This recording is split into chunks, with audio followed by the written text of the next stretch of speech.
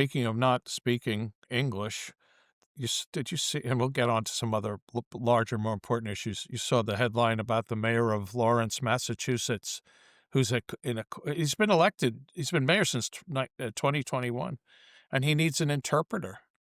Allegedly needs an interpreter in court. He can't speak English. I think everybody out there of any nationality or ethnic background has to understand something, that DEI is the most toxic ideology we've ever experienced because it gave exemption to people to do things on the assumption that they could do things and not be held accountable because of their race or sexual orientation or gender or whatever.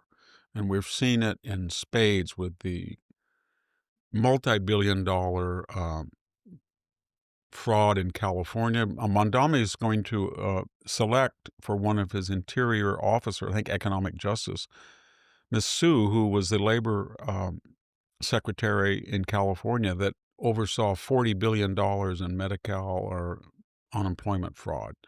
And we're seeing a multi-billion fraud in Somalia. We're looking at truck driver fraud. We're looking at they all have one thing in common. The left has told us these people are all victims, not on any empirical evidence, just because DEI says that they're not white, they're not Christian in some cases, or whatever the DEI rubric is, not heterosexual, male, whatever, white. But basically, they're not white. And therefore, they're the oppressed, and you have to give them special compensation. And when you do that to anybody for any reason, whether you're a Russian in 1942 and you say you're a communist and you're a commissar, it doesn't matter. And so we're going to end that will help this country recover from its insanity. And all of these scandals have that one thing in common, that when you're on the BART, and you're in San Francisco and you assault somebody and you are on the oppressor side, BART will say, we're not going to release the video of what you did because you're oppressed. And it might discourage people from being nice to you. And that will encourage violence. If you're DeCarlos Brown and you get out 11 times because of your circumstances, that means that you'll be more likely to slit somebody's throat. So there is no deterrence for DEI. And the worst thing about it is that we were at a point where people who were not so-called white were competitively upwardly mobile with the so-called dominant population.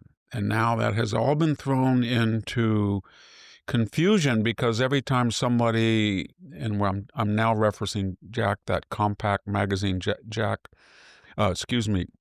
Mr. Savage, his article about DEI and prejudice. When you give somebody special consideration, exemption from meritocracy and audit, the first thing they have to do, look at Claudine Gay, look at any of those people, look at any DEI appointment. The first thing they have to do is say, I am a perpetual victim, because you were put there because you were a victim. And therefore, you have to find racism. And therefore, when you don't find it, you've got to invent it. If you don't do that, you're going to be evaluated on your merit. And if you were selected for that job because you did not have a competitive meritocracy, then you're going to be very angry. So it's self-perpetuating. It's a perpetual motion machine. I got into Harvard because I was a minority. I didn't have the SAT score. I didn't have the GPA of somebody else. But once I'm here and people suggest I'm not qualified, I will say that somebody put something on my door that was racist, and somebody said something that was unkind, and it's systemic. You don't understand. And that's going to continue. And then the university is going to be afraid to say, no, you weren't qualified, and you proved it because you can't do the work in your case. They can't say that. And then, I don't know, it's so ironic because I'm at a very competitive Hoover institution, and the people who speak, I felt, the most analytically of the fellows were Shelby Steele and Tom Sowell. No doubt about it. Kyron Skinner as well. Our director, Condoleezza Rice, very well-spoken, analytical, and guess what? All 4 of them are African American. And on an open they excel they didn't excel, they're preeminent.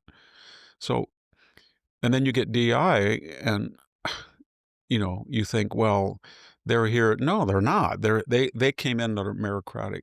Tom Sowell is probably the brightest guy I've met, and he's very under